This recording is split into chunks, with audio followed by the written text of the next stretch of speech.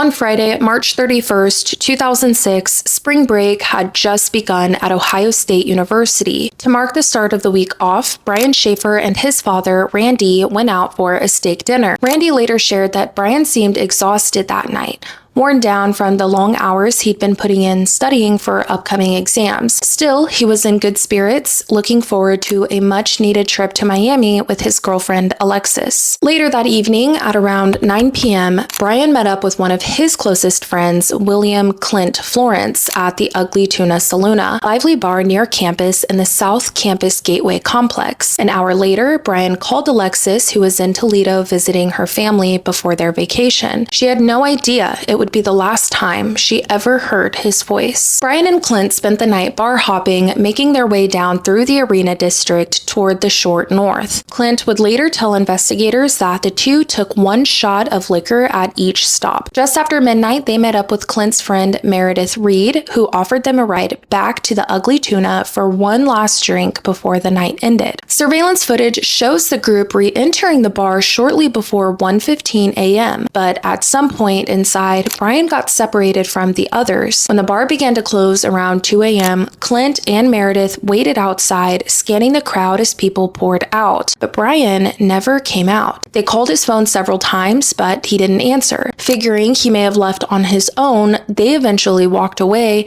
unaware that no one would ever see Brian again.